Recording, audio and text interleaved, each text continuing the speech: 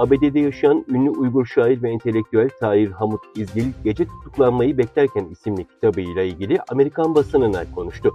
Birkaç yıl önce Washington DC'de bir Uber kullandıysanız diyor ünlü şair ve entelektüel Tahir Umut İzgil'in yeni yayınlanan anı kitabı Waiting to be Astrid Odd Night'ın açılış sayfaları, şoförünüzün yaşayan en büyük Uygur şairlerinden biri olma ihtimali vardı.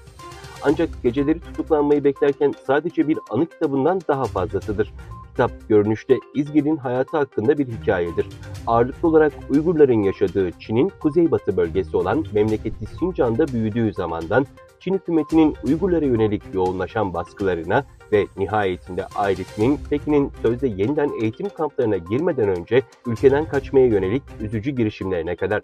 Ancak aynı zamanda Uygur halkının ve vatanlarının Çin devleti tarafından siyasi, sosyal ve kültürel olarak tahrip edilmesinin hikayesidir. 12 yaşındayken babasından Kur'an-ı Kerim öğrendiği için hapse atılan Uygur Türk'ü Çin zindanlarında şehit oldu. Doğu Türkistanlı 71 yaşındaki Uygur Türk'ü Abdülresul Mehmet'in işgalci Çin zindanlarında şehit olduğu öğrenildi. Özgür Asya Radyosu'nda yer alan haberlere göre geçtiğimiz günlerde sosyal medyada gündem olan 12 yaşındayken babasından Kur'an-ı Kerim öğrendiği için 2017 yılında tutuklanan Abdülresul Mehmet'in 2 hafta önce işgalci Çin zindanlarında şehit olduğu bildirildi. Avrupa Birliği Komisyonu Başkanı Ursula von der Leyen, Çin'in Güney ve Doğu Çin denizleriyle Tayvan Boğazı'ndaki askeri güç gösterisinin küresel yansımalarının olabileceği uyarısında bulundu.